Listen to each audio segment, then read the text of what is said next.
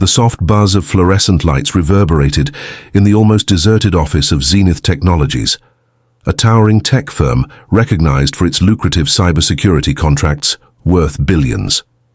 It was well past 11 p.m., and while most of the building had succumbed to darkness, one floor hummed with an electric tension, the executive level. Outside the glass-walled boardroom, Marcus meticulously polished the marble hallway counter for the third time. Dressed in a grey janitor's uniform and scuffed sneakers, he blended in seamlessly with the other cleaning staff. His name remained a mystery to all. They simply referred to him as, "Hey, Janitor." Yet Marcus stood apart. He was doing much more than merely sweeping floors. He was attuned to the sounds around him. Behind the glass, tension buzzed in the boardroom like an electric current. Mr. Aldridge, the CEO, a figure recognized for his straightforward approach, positioned himself at the head of the table, holding a tablet in one hand, his brow knitted in concentration. "We've been breached," one of the IT directors said, pacing back and forth. "The framework established by the CEO. It's secured tightly. We believe it's an undiscovered vulnerability. It's truly unprecedented. We're losing access with each passing moment," another remarked. "If this reaches the client servers, it won't." Aldridge snapped. "I would like this to be addressed immediately. There are no justifications." Marcus halted in the midst of his sweeping motion. Unpatched vulnerability. A term from college resurfaced, pulling at the edges of his memory. Late nights, in the computer lab, relentless coding sessions, and an unfinished cybersecurity project that remained a lingering ambition. Life had drawn him away.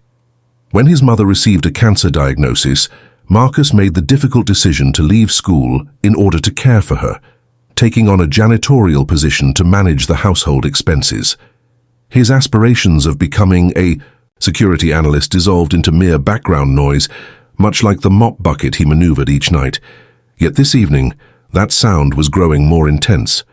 From behind the boardroom glass, Marcus observed the CTO furiously typing away at a laptop, beads of sweat gathering at his temple. "We have attempted to isolate the intrusion, yet every countermeasure is being circumvented. It feels as though the system is picking up on our strategies." The CEO struck the table with force. "We are not a new venture. We are Zenith Technologies. Discover a solution, or face being substituted." Marcus moved ahead before he had a chance to reconsider. His heart raced with intensity. "Excuse me," he said, softly nudging the boardroom door open. All eyes shifted. Stillness. The chief technology officer blinked. "This meeting is secure." Marcus took a moment to clear his throat. "I may be just the janitor, but I couldn't help but overhear. This type of attack seems familiar to me." A soft chuckle spread across the room. "Kid, this isn't some viral video," one of the engineers chuckled. "It's sophisticated malware of an advanced AI caliber." The CEO, however, gestured with a raised hand. "Allow him to express himself." Marcus approached the edge of the table with deliberate slowness. "Long ago, I embarked on a research project during my school days. We were attempting to replicate adaptive counter-hacking. My partner and I established a sandbox environment to conduct real-time attacks aimed at evaluating the effectiveness of evolving defense systems. The patterns you're outlining regarding AI, the manner in which it reacts to your modifications, it seems reminiscent of that." The cybersecurity chief narrowed his eyes. "Are you suggesting that you can foresee its next move?" "Perhaps," Marcus suggested. "If it follows the same framework, I would require 5 minutes on a terminal." "Absolutely not," the CTO retorted sharply. Yet Aldridge's gaze was fixed on Marcus, assessing, evaluating. "Allow him to give it a shot." The CTO cast a disapproving glance but moved aside nonetheless. "If you damage something, you are responsible for it." Marcus took a seat. His hands shook slightly as he flexed his knuckles above the keyboard. He retrieved a mirror backup of the CEO's system. His gaze flitted over the lines of code and command logs. In that moment, intuition took over. He ceased to view the world through the lens of a janitor and began to see it as a hacker would. Tap, glide, compose. Within just 4 minutes, he uncovered the flaw, a self-perpetuating cycle initiated by an incorrectly recognized protocol. He meticulously traced it, isolated the active code, and promptly deployed a tailored firewall patch right then and there. The screen flickered briefly before going blank. The system has resumed its operations. Complete stillness. The CTO was taken aback. The engineers gazed in astonishment. The CEO made his way to the terminal, taking a moment to scrutinize the revitalized system. He then shifted his gaze to Marcus. "May I ask what your name is?" "Marcus Hill." "Indeed, Marcus Hill." The chief executive offered a gesture of goodwill. "You might have just spared us a fortune." For the first time in years, Marcus finally felt seen. The sun had just begun to rise the following morning as Marcus Hill re-entered the lobby of Zenith Technologies, this time not maneuvering a mop bucket. He donned the same janitor's uniform. Yet all else had transformed. The aftermath of the key late-night breach he had addressed now echoed through every corner of the office. Whispers filled the air. Gazes trailed after him. The security guards offered hesitant nods of acknowledgement. The individual who once faded into the background had now emerged as the focal point of interest. Within the boardroom, Mr. Aldridge, the CEO, positioned himself next to an expansive screen displaying system analytics. Gathered around the table was the familiar IT team from the previous evening. At that moment, their self-satisfied looks had given way to intrigue and a hint of discomfort. Aldridge gestured for Marcus to advance. "Ladies and gentlemen," he proclaimed, "this is the individual who rescued our entire infrastructure from a looming catastrophe." A courteous round of applause ensued. Yet Marcus stayed modest, adjusting a bit in his tattered footwear. He murmured that he hadn't accomplished much. I suddenly recalled something familiar and took action. The CTO, still nursing. His wounded pride cleared his throat. "A comprehensive analysis of your patch has been conducted. It was unorthodox, yet it worked remarkably well. The recursive loop you discovered was cleverly hidden beneath multiple layers of encrypted bait code. A cybersecurity lead remarked that this type of problem-solving isn't even part of the curriculum. At most universities." Aldridge moved in closer. "Marcus, I can't fathom why someone with your intellect is scrubbing floors, but I have a clear vision of where you truly belong, and it certainly isn't wielding a mop." Marcus felt a constriction in his chest. He recalled the years of dedication, the opportunity he relinquished, his mother's prolonged struggle with illness. He recalled the moments spent in a hospital room, typing away on a laptop that strained his budget. "I had to drop out," he said, his voice unwavering. "Family always took precedence.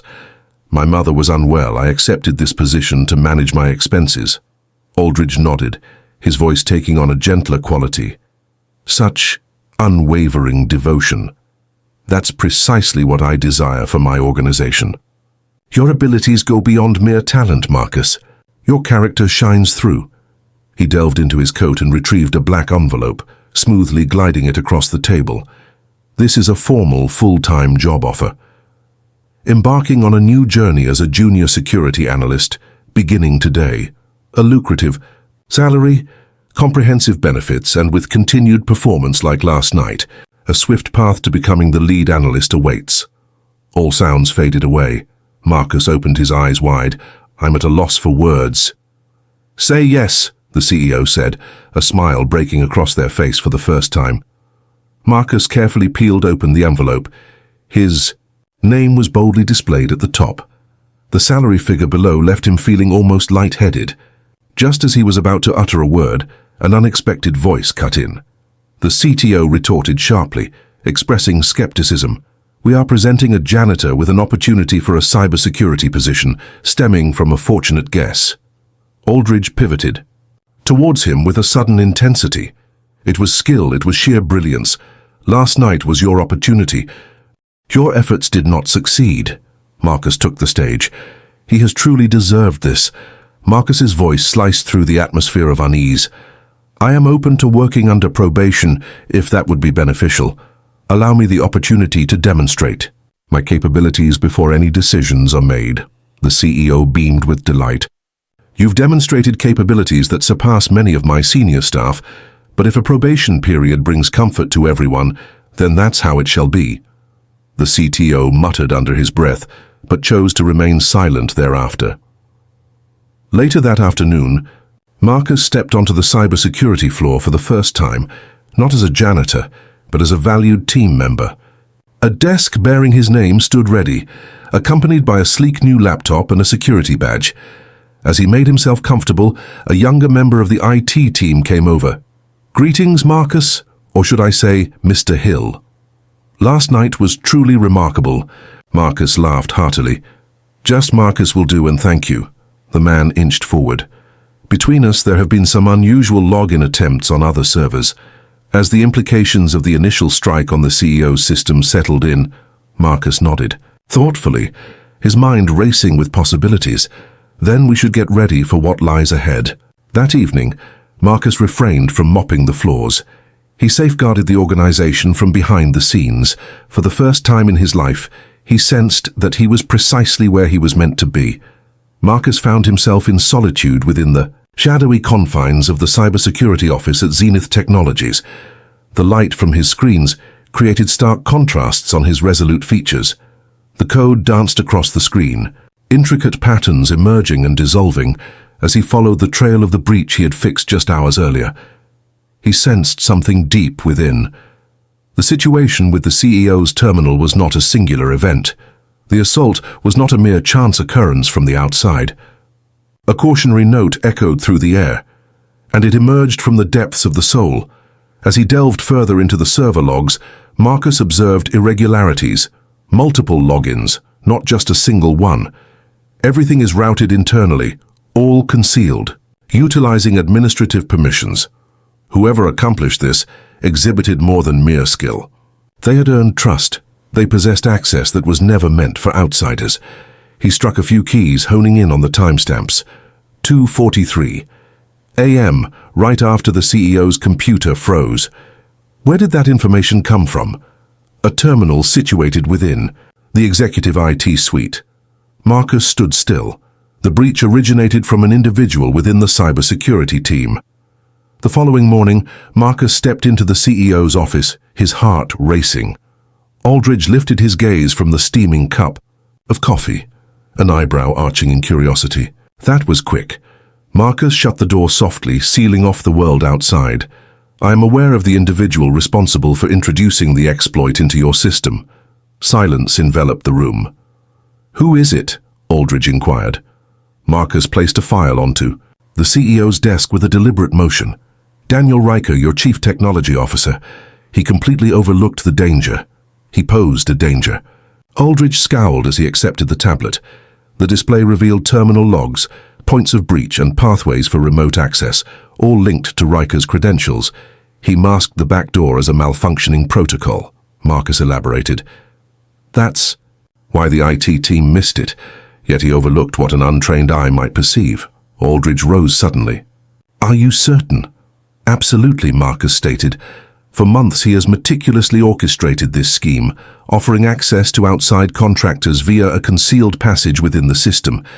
If I hadn't identified the breach when I did, your entire company's data, clients, patents, and R&D could have ended up on the black market." The CEO gazed out the window for a brief moment before reaching for the phone. In less than an hour, security led Riker out of the premises. He remained silent, yet the glare he directed at Marcus was intense enough to ignite steel.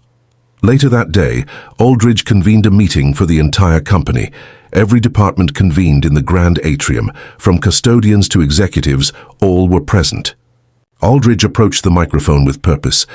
"Yesterday, our company encountered a peril that had the potential to obliterate all that we have created. Yet, we found our salvation. Not by an external advisor, not by a leader, yet by an individual we've all brushed past in the corridor without a moment's thought." He glanced over at Marcus, who was standing silently at the fringe of the stage. Marcus Hill, our previous janitor, identified and addressed a threat so intricate that it escaped the notice of our leading cybersecurity experts. He unveiled a betrayer among us and safeguarded each individual present from both financial and reputational disaster. The thunderous applause reverberated through the walls. Marcus advanced, a blend of humility and resolve in his demeanor. "I'm not a hero," he declared into the microphone. "I was simply fulfilling my responsibilities." I never anticipated that this would be the role I ended up in. Chuckles danced among the audience. Aldridge faced the audience once more. As of today, Marcus has completed his probation period. He has taken on the role of our lead threat analyst and has already started assembling a new team, prioritizing results, integrity, and talent over formal qualifications. Weeks later, Marcus strolled through the very halls he had once diligently cleaned. At this moment, employees acknowledged him with respectful nods. Interns sought guidance. Department leaders paused to exchange updates. He remained the same, yet everything around him had transformed. In the newly established cybersecurity department, a framed photo adorned the wall featuring an old mop leaning against a server tower, accompanied by the words, "It's not where you start. It's what you perceive when others are oblivious," and beneath it the name of Marcus Hill, the janitor who rescued the company.